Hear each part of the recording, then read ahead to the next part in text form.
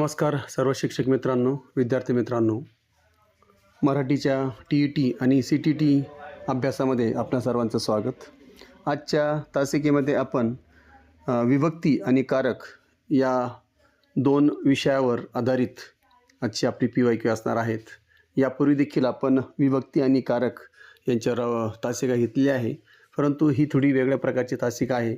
नक्कीच विभक्ती आणि कारक यावर तुमचे जे काही शंका आहेत त्या नक्कीच दूर होणार आहेत. सुरू करूया आजची आपली पहिली तासिका, जिचं नाव आहे विभक्ती व कारक. पहिला प्रश्न आहे आपल्या आजच्या तासिकेचा. रामाने रावणास बाणाने मारले या वाक्यातील बाणाने या शब्दाचा कारकार्थ ओळखायचा आहे आपल्याला. तर बघा, या ठिकाणी बाणाने हे जर बघितलं तर क्रिया करण्यासाठी ज्या साधनाचा उपयोग केला जातो त्याला करण म्हणजे साधन असं म्हटलं जातं. तर या ठिकाणी बाण हे साधन आहे, म्हणून या ठिकाणी जे बाणाने म्हणजे त्याला ने हा प्रत्यय लागलेला आहे आणि ने हा तृतीयामध्ये येतो, ने एशी, आणि त्याचा करण जो असतो, कारक जो असतो तो करण कारक आहे. म्हणून पर्याय क्रमांक 1 करण हे या प्रश्नाचं योग्य उत्तर असणार आहे. पुढचा प्रश्न बघा, प्रश्न क्रमांक 2. मुलांनो शांत बसा या वाक्यातील मुलांनो या शब्दाची विभक्ती कोणती? आता या ठिकाणी लक्षात ठेवायचं आहे, मुलांनो की नाही, विद्यार्थ्यांनो, अशा प्रकारचे शब्द जेव्हा येतात तेव्हा त्या ठिकाणी ती संबोधन असतं. काय असतं? संबोधन. सगळ्यात शेवटची आपली विभक्ती प्रकार जो आहे संबोधन. म्हणून या ठिकाणी हाक मारण्यासाठी संबोधनाचा वापर केला जातो आणि अनेक वचनात नो प्रत्यय लागतो. म्हणून या ठिकाणी संबोधन पर्याय क्रमांक D हे या प्रश्नाचे योग्य उत्तर आहे. पुढचा प्रश्न, प्रश्न क्रमांक 3. तो घरातून बाहेर पडला या वाक्यातील अधोरेखित शब्दाची विभक्ती व कारकार्थ आपल्याला ओळखायचा आहे. मग आता घरातून, जर घरातून हा शब्द जर बघितला तर घरातून या शब्दाचा आपल्याला विभक्ती पण ओळखायची आहे आणि कारकार्थ सुद्धा ओळखायचा आहे. तर या ठिकाणी आता घरातून ऊनहून म्हणजे या ठिकाणी पंचमी ही या ठिकाणी काय असते? पंचमी ही विभक्ती प्रकार आहे आणि त्याचं जे काही कारकार्थ आहे तो अपादान असतो, म्हणजे दूर होण्याची क्रिया त्याच्यातून झालेली असते, है की नाही. म्हणून या ठिकाणी जर बघितलं तर वियोग किंवा दुरावा सुद्धा आपल्याला दिसून येतो. म्हणून पर्याय क्रमांक C पंचमी आणि अपादान हे या प्रश्नाचं योग्य उत्तर असणार आहे. पुढचा प्रश्न आहे प्रश्न क्रमांक 4. शिक्षकांनी विद्यार्थ्याला व्याकरण शिकवले या वाक्यातील व्याकरण या शब्दाचा कारकार्थ कोणता? तर या ठिकाणी जर बघितलं तर व्याकरण हा जो शब्द आहे, व्याकरण हा जर बघितलं तर कर्म आहे, वाक्यातलं मुख्य कर्म आहे, तेव्हा प्रत्यक्ष कर्मसुद्धा त्याला म्हटलं जातं. तर जेव्हा एखाद्या वाक्यामध्ये 2 कर्म असतात म्हणजे द्विकर्मक वाक्यामध्ये वस्तुवाचक असणारं जे कर्म असतं ते मुख्य किंवा प्रत्यक्ष कर्म असतं आणि त्याचा कारकार्थ काय असतो? कर्मच असतो. म्हणून या ठिकाणी B पर्याय क्रमांक B प्रत्यक्ष कर्म हे या प्रश्नाचे योग्य उत्तर आहे. त्यानंतर प्रश्न 5वा बघा. पुढील पैकी कोणत्या विभक्तीला कारकार्थ नसून केवळ उपपदार्थ असतो?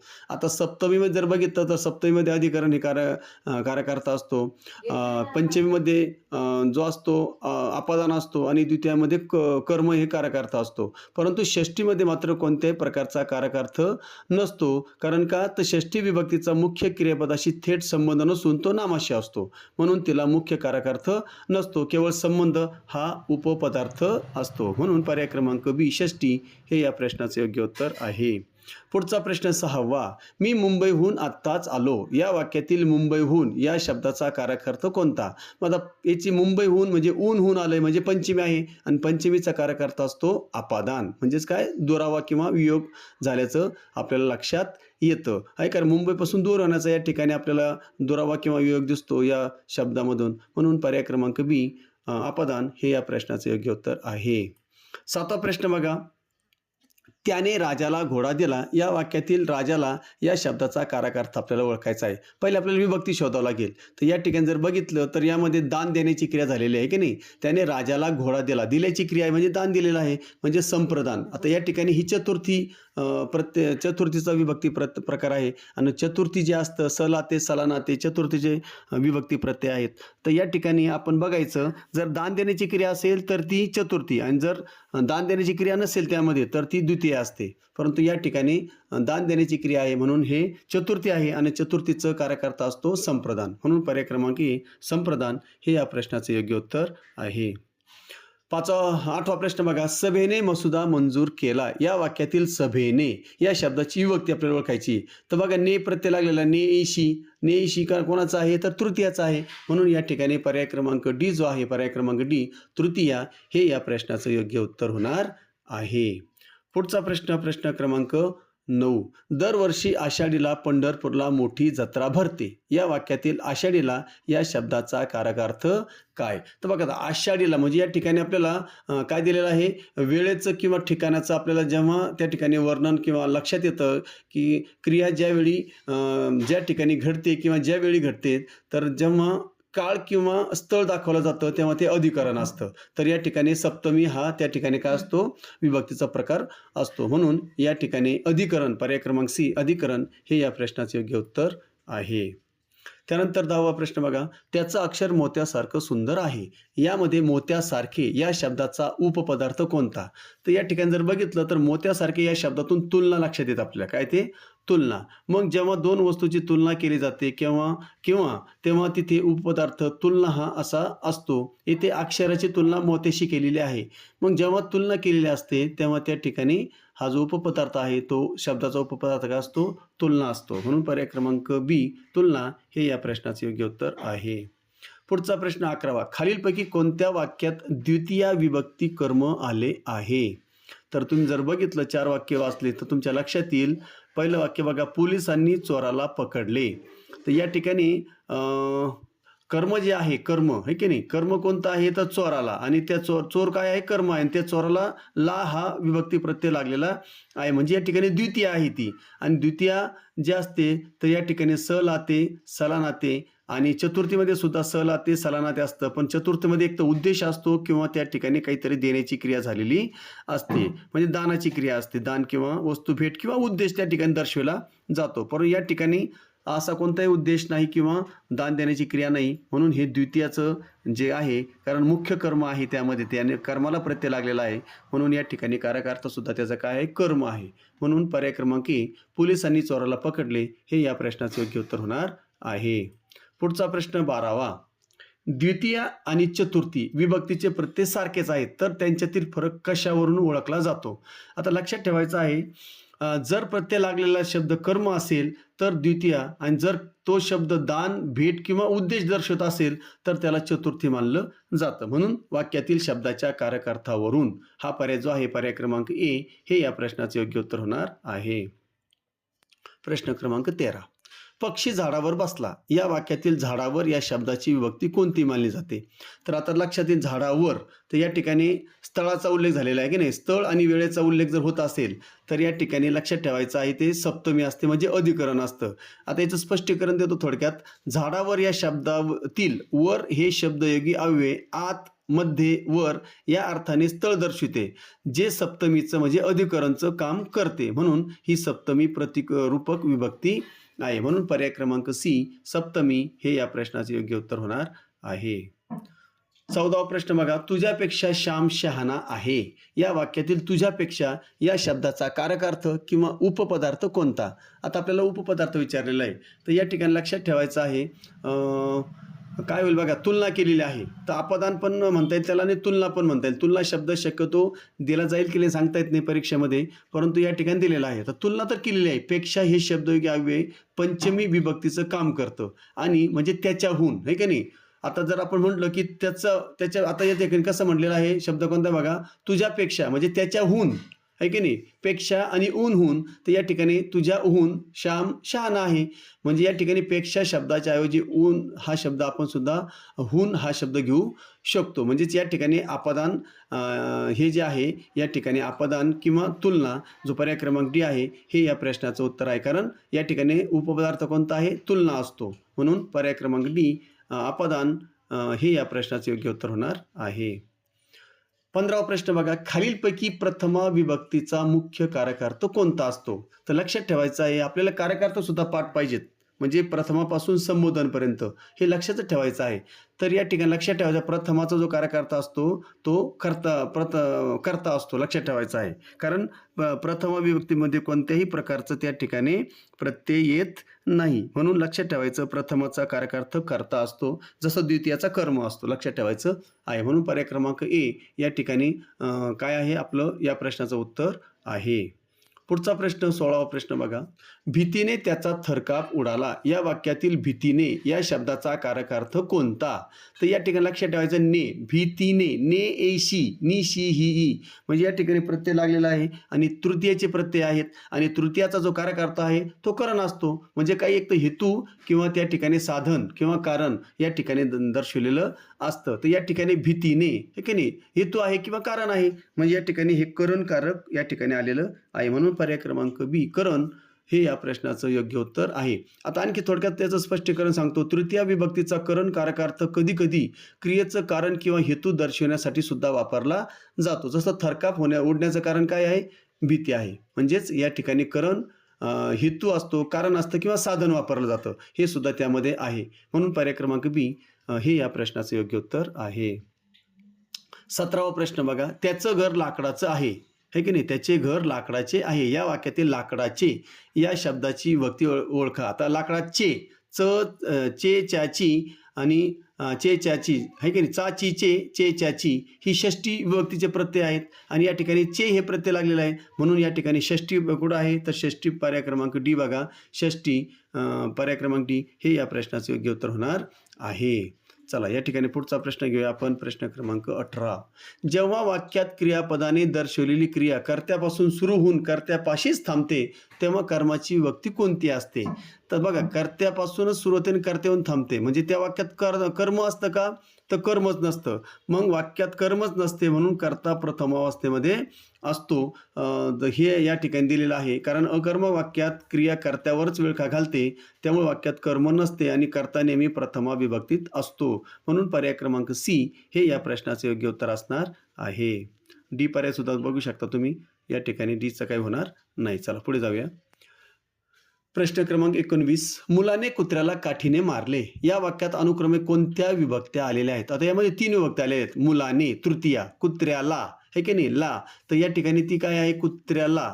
तर या ठिकाणी उद्देश आहे की नाही, म्हणजेच जर बघितलं तर या ठिकाणी आपल्याला चतुर्थी म्हणता येणार नाही, कारण जरी सला ते सलाना ते चतुर्थी असतं पण दान देण्याची क्रिया झालेली आहे का? नाही. हे कर्माला प्रत्यय लागलेला आहे की नाही, म्हणून या ठिकाणी पहिलं तृतीया, नंतर द्वितीया आणि काठीने साधन, म्हणजे या ठिकाणी पुन्हा नेशी, म्हणजेच तृतीया द्वितीया आणि पुन्हा तृतीया. मग असा प्रत्यय कुठं आलेला आहे? सगळ्यात शेवटचा पर्याय बघा, तृतीया द्वितीया आणि तृतीया. पर्याय क्रमांक डी हे या प्रश्नाचे योग्य उत्तर आहे. पुढचा प्रश्न. तिने आपले काम वेळेत पूर्ण केले या वाक्यातील वेळेत या शब्दाचा कारकार्थ काय?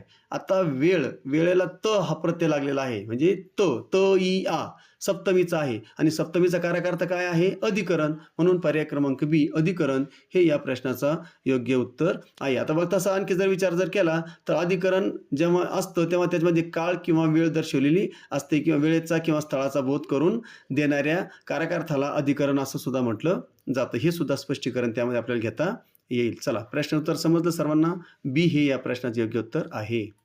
पुढचा प्रश्न 21वा. पुढीलपैकी चुकीची जोडी आपल्याला ओळखायची आहे. आता विभक्ती आणि मुख्य कारकार्थ याची आपल्याला चुकीची जोडी ओळखायची आहे. जर तुम्ही बघितलं तर बी सी आणि डी तिन्ही पण तृतीयकरण, सप्तमी अधिकरण आणि प्रथमकर्ता हे अगदी बरोबर आहे. पहिलंच जे उदाहरण आहे चतुर्थी आणि अपदान, चतुर्थीसोबत संप्रदान पाहिजे होतं आणि अपदान कुठं पाहिजे होतं? पंचमीला पाहिजे होतं. मग या ठिकाणी ए ही जोडी आहे, ही चुकीची जोडी आहे. म्हणून पर्याय क्रमांक ए हे या प्रश्नाचे योग्य उत्तर आहे. 22वा प्रश्न बघा. राजू वर्गी पहिला आला. वर्गी म्हणजे वर्गात. बघा या ठिकाणी मुद्दाम फसवण्यासाठी दिलेले वर्गी. मग वर्गी या शब्दाची विभक्ती कोणती? वर्गी म्हणजे वर्गात. मग त ई आ तय्या हे कुठं असतं? सप्तमीचं असतं. मग सप्तमी पर्याय क्रमांक सी हे या प्रश्नाचं योग्य उत्तर होणार आहे. पुढचा प्रश्न प्रश्न क्रमांक 23. गुरुजी आसनस्थ झाले या वाक्यातील आसनस्थ या शब्दाची विभक्ती कोणती? आता जर तुम्ही बघितलं आसनस्थ या शब्दामध्ये कोणत्याही प्रकारचा प्रत्यय आलेला नाही. मग आता प्रत्यय कुठं नसतो तर प्रथमामध्ये असतो. प्रथमामध्ये जो शब्द असतो, जो शब्द येतो कर्त्याला किंवा त्या ठिकाणी जे काही शब्द आलेला आहे त्याला त्या ठिकाणी कोणत्याही प्रकारचा प्रत्यय लागत नाही, मूळ शब्द जसाच्या तसाच राहतो. म्हणून प्रथमा पर्याय क्रमांक ए हे या प्रश्नाचे योग्य उत्तर आहे. 24वा प्रश्न, पुढील महिन्यात परीक्षा होईल. महिन्यात आहे की नाही, म्हणजे या शब्दाचा कारकार्थ आपल्याला ओळखायचा आहे. आता या ठिकाणी पुढील महिन्यात म्हणजे या ठिकाणी आता जरी त प्रत्यय आपल्याला दिसतोय आहे की नाही, या ठिकाणी त दिसतंय म्हणजे त पण दिसतोय आपल्याला आणि दुसरी गोष्ट अधिकरण पण दिसतंय. कारण त इ आ त या म्हणजे वेळेचा या ठिकाणी उल्लेख होतो म्हणजे अधिकरण होतं. आणि त हे सप्तमीचं काय आहे, प्रत्यय आहे सप्तमीचे त इ या, म्हणजे या ठिकाणी दोन्ही बाजून आपण त्याचं उत्तर जर काढलं तर अधिकरण हे त्याचं उत्तर येतं. म्हणून पर्याय क्रमांक बी अधिकरण हे या प्रश्नाचे योग्य उत्तर आहे. 25वा प्रश्न बघा, ज्ञानेश्वरांनी भावार्थ दीपिका लिहिली. या वाक्यातील ज्ञानेश्वरांनी या शब्दाची विभक्ती ओळखा. आता ज्ञानेश्वरांनी आहे की नाही, ने ईशी नि शी ही ई तृतीय, तर तृतीय विभक्तीचे प्रत्यय आहेत. म्हणून पर्याय क्रमांक सी तृतीय हे या प्रश्नाचे योग्य उत्तर होणार आहे. 26वा प्रश्न, आईने बाळाला कडेवर घेतले. या वाक्यातील बाळाला या शब्दाचा कारकार्थ काय होईल? बाळाला, स लाते सला नाते. मग या ठिकाणी बाळाला तर त्या ठिकाणी स लाते सला नाते चतुर्थीमध्ये पण आहे आणि द्वितीयमध्ये पण आहे. मग फक्त फरक करताना लक्षात ठेवायचं, दान देण्याची क्रिया झालेली आहे का, भेटवस्तू देण्यात आली क्रिया आहे का, काही उद्देश आहे का, तर नाही. तर या ठिकाणी बाळाला, आता बाळाला हे कर्म या ठिकाणी झालेलं, कर्माला प्रत्यय लागलेला आहे.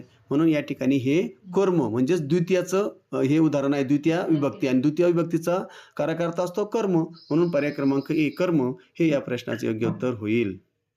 27वा प्रश्न, तो मुखाने डोळस आहे. या वाक्यातील मुखाने या शब्दाचा उपपदार्थ आपल्याला विचारलेला आहे. उपपदार्थ तर या ठिकाणी लक्षात ठेवायचं आहे. आता ने ईशी नि ईशी ही हे तृतीय विभक्तीचे प्रत्यय मानले जातात. मग या ठिकाणी आपल्याला काय विचारलंय, शब्दाचा उपपदार्थ विचारलेला आहे. आता या ठिकाणी जेव्हा तृतीय विभक्तीचा वापर जेव्हा एखाद्या व्यक्तीचं शारीरिक वैशिष्ट्य किंवा अंग दर्शवण्यासाठी केला जातो तेव्हा तो उपपदार्थ ठरतो. म्हणून अंगविकार किंवा वैशिष्ट्य पर्याय क्रमांक ए हे या प्रश्नाचे योग्य उत्तर होणार आहे. 28वा प्रश्न, पुढीलपैकी कोणत्या नामाचं विभक्ती रूप होताना सामान्य रूप होत नाही? आता या ठिकाणी दोन शब्द फक्त गोंधळ होऊ शकतो. भाऊ आणि घोडा होणार नाही, कारण भाऊचं भावा होणार, घोड्याचं घोडाचं घोड्या होणार. परंतु या ठिकाणी खिडकी आणि खडूमध्ये मात्र थोडा गोंधळ होऊ शकतो. मग अशा वेळी काय करायचं, आपण दिलेल्या शब्दाला ला आणि ने हे प्रत्यय लावून बघायचं. जर ला आणि ने लावताना त्या शब्दामध्ये काहीच फरक पडला नाही तर समजून घ्यायचं ते आपलं योग्य उत्तर आहे. मग या ठिकाणी खडूला, जर तुम्ही खडूला जर म्हटले तर ला हे प्रत्यय लावा, खडूला. बघा शब्द बदलला का नाही. खडूने म्हणजे ने जरी प्रत्यय लावला आणि ना जरी प्रत्यय लावला तर खडू या शब्दामध्ये कोणत्याही प्रकारचं त्या ठिकाणी बदल होत नाही. म्हणून पर्याय क्रमांक डी खडू हे या प्रश्नाचे योग्य उत्तर होणार आहे. 29वा प्रश्न, विद्यार्थी अभ्यासासाठी मुंबईला गेला. या वाक्यातील अभ्यासासाठी या शब्दाची प्रतिरूपक विभक्ती कोणती मानली जाईल? आता साठी आहे की नाही, तर या ठिकाणी जर बघितलं तुम्ही तर साठी या ठिकाणी उद्देश आहे.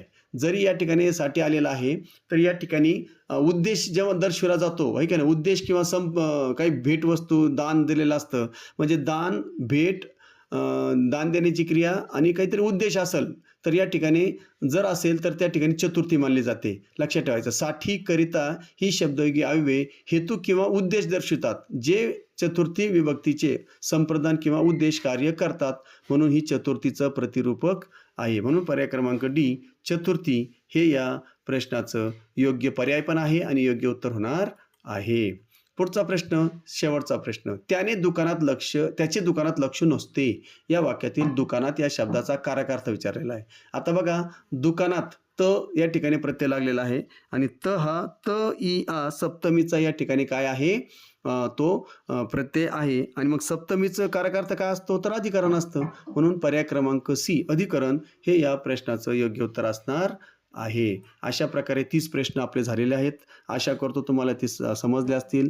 जर समजले असतील, आवडले असतील तर नक्कीच या ठिकाणी व्हिडिओला लाईक करा, कमेंट्स करा आणि चॅनलला अजून जर सबस्क्राईब केलं नसेल तर अवश्य सबस्क्राईब करा. आपल्या मित्रांनाही, विद्यार्थ्यांना द्या, शाळेतल्या विद्यार्थ्यांना द्या, शिक्षक मित्रांना द्या, जेणेकरून त्यांना TET आणि CET सारख्या परीक्षांना सहजपणे सामोरं जाता येईल. थांबतो, पुन्हा भेटूया नवीन तासिकेमध्ये. तोपर्यंत जय हिंद, जय महाराष्ट्र.